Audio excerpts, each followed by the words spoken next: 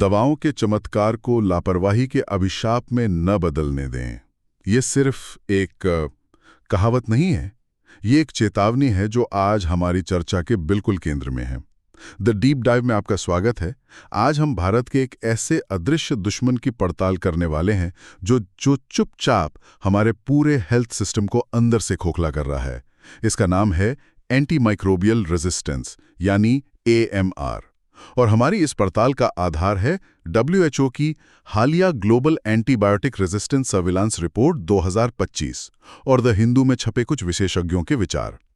हमारा मिशन है इस पूरे मुद्दे को परत दर परत खोलना। हम जानेंगे कि ये AMR आखिर है क्या, ये क्यों बढ़ रहा है, और क्या केरल जैसे राज्य के पास सच में इसे हराने का कोई रास्ता है। UPSC की तैयारी कर रहे साथियों के लिए ये विषय मेंस और प्रीलिम्स दोनों के लिए बहुत जरूरी है।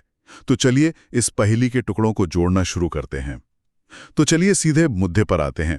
WHO की रिपोर्ट में एक आंकड़ा है जो वाकई नींद उड़ाने वाला है। रिपोर्ट कहती है कि भारत में AMR की दर दुनिया में सबसे ज्यादा है। बिल्कुल, और जब हम आंकड़ों की गहराई में जाते हैं तो तस्वीर और भी भयावह हो जाती है।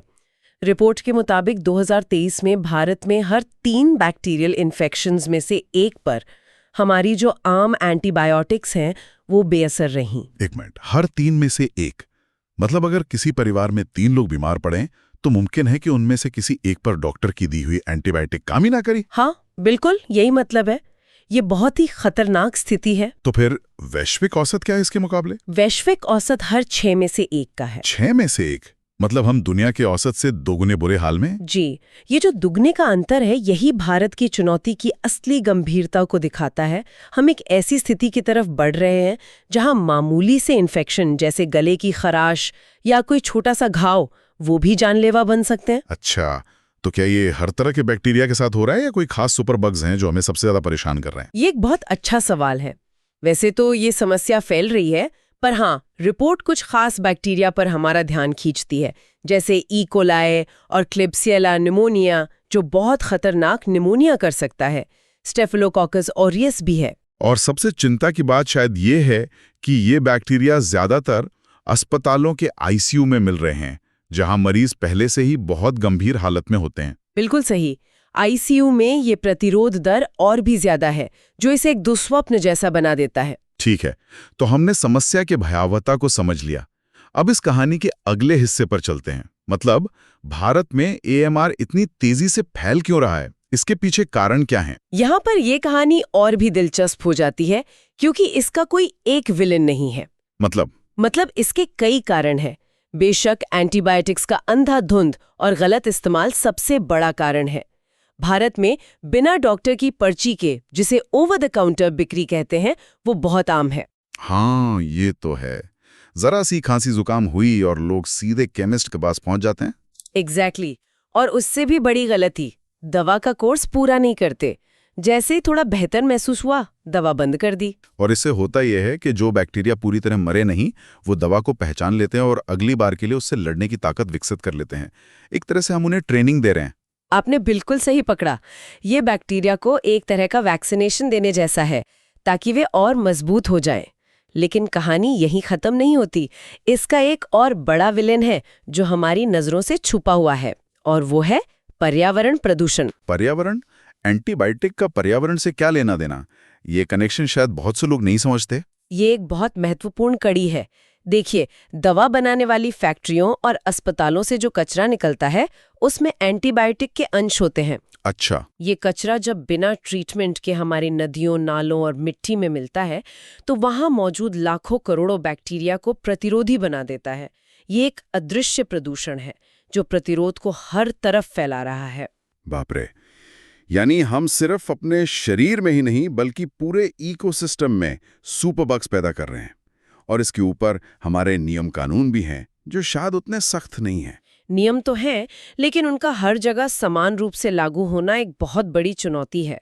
और इन सब के ऊपर भारत में संक्रामक रोगों का बोझ पहले से ही इतना ज्यादा है कि एंटीबायोटिक्स का इस्तेमाल एक जरूरत बन जाता है, जो इस चक्र को और तेजी से घुमाता है। ठीक है, तो ये तो बहुत डरावनी बात है। पर अगर हमें इस समस्या से निपटना है तो हमें पहले ये जानना होगा कि ये कितनी फैली है और यहीं पर जैसा कि हमारे सोर्स बताते हैं, डेटा की समस्या सामने आती है ना? हाँ, और ये इस कहानी का शायद सबसे चौंकाने वाला मोड़ है।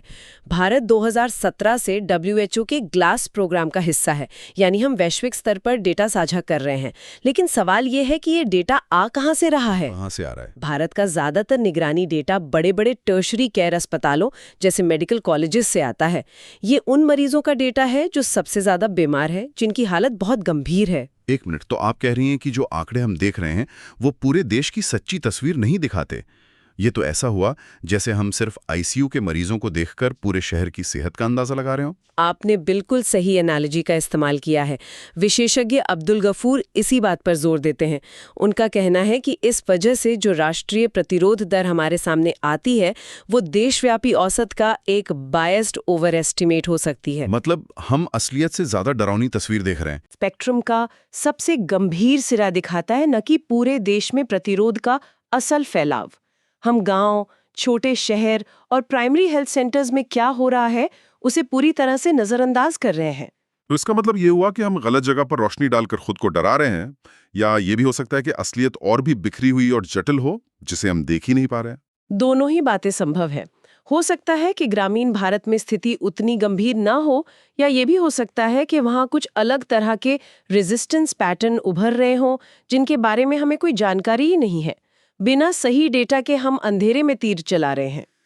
तो इस सब का क्या मतलब है? समस्या बड़ी है, जटिल है, और हमारे पास जो डेटा है वो भी शायद अधूरा है। तो क्या इस संकट से निकलने का कोई रास्ता है भी, या मान ले कि हम ये जंग हार चुके हैं? नहीं, बिल्कुल नहीं। समाधान मौजूद हैं, और अच्छी बात यह है कि भारत में ही कुछ उम्मीद की किरणें दिखाई दे रही हैं। हमें एक बहुआयामी रणनीति अपनानी होगी। ये किसी एक जादू की छड़ी से ठीक नहीं होगा। ठीक है, तो इन समाधानों को एक एक करके समझते हैं। सरकार ने 2017 में AMR पर एक नेशनल एक्शन प्लान बनाया था। कागज पर तो ये बहुत अच्छा लगता है, पर जमीन पर काम बहुत धीरे हुआ है ना? ये सच है।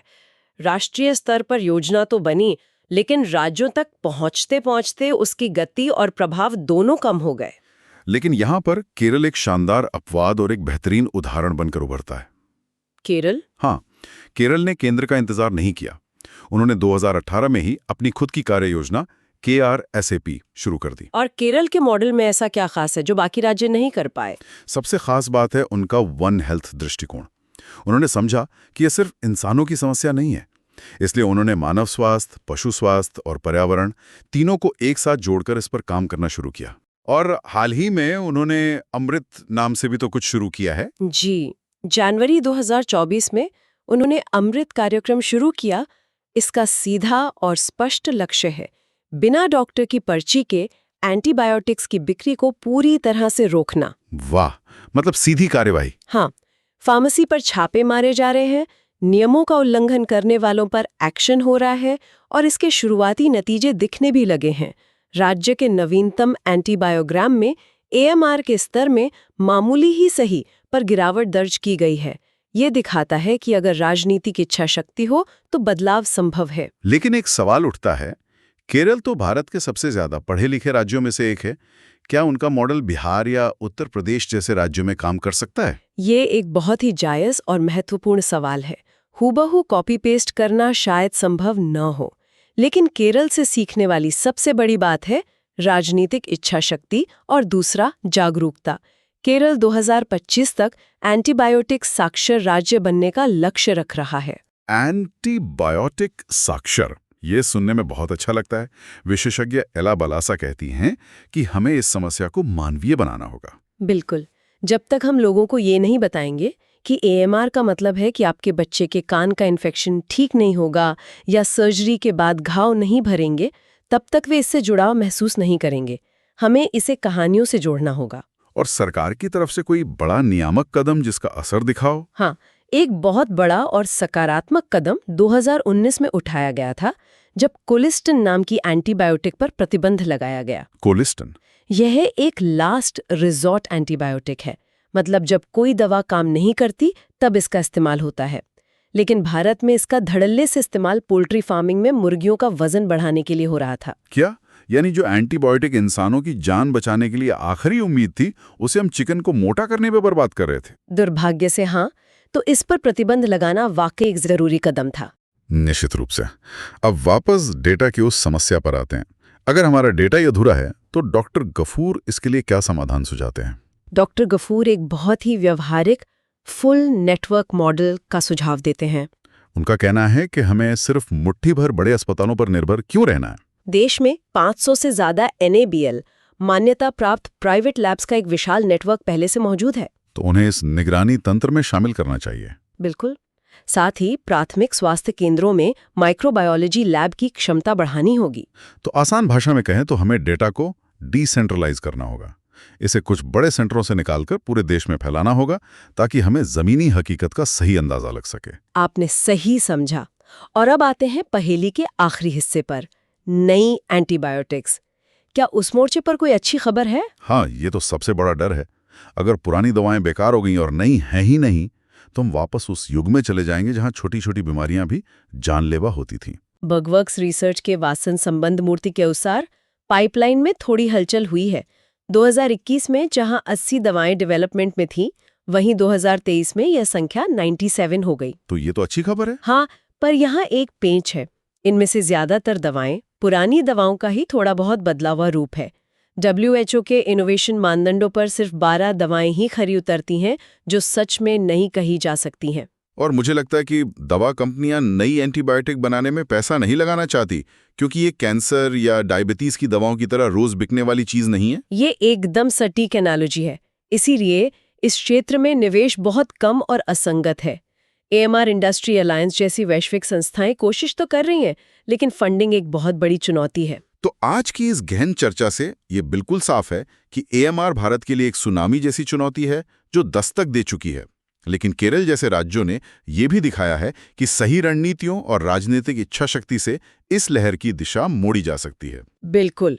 इसी महीने 18 से 24 नवंबर तक विश्व AMR जागरूकता सप्ताह मनाया जा रहा है और इस साल का विषय है अभी कार्य करें, हमारे वर्तमान की रक्षा करें, हमारे भविष्य को सुरक्षित करें। ये सिर्फ एक नारा नहीं बल्कि एक एक्शन प्लान है। इस महत्वपूर्ण विषय पर इतनी गहराई से जानकारी साझा करने के लिए धन्यवाद। अगर ये विश्लेषण आपको UPSC की तैयारी या सामान्य जानकारी के लिए उपयोगी लगा तो कृपया इसे लाइक और सब्सक्राइब करें। आपके कोई प्रश्न या विचार हों तो नीचे कमेंट्स में जरूर बताएं। और जाते जाते आपके लिए एक विचारणीय प्रश्न छोड़ जाते हैं। केरल ने एक राह दिखाई है, ये सच है, लेकिन क्या एक राज्य में सफल हुए मॉडल को भारत जैसे विशाल और विविधताओं से भरे देश में दोहराया जा सकता है? इन स्थानीय सफलताओं को एक राष्ट्रीय हकीकत बनाने के लिए हमें किन प्रणालीगत बदलावों की जरूरत होगी? सोचिएगा जरूर।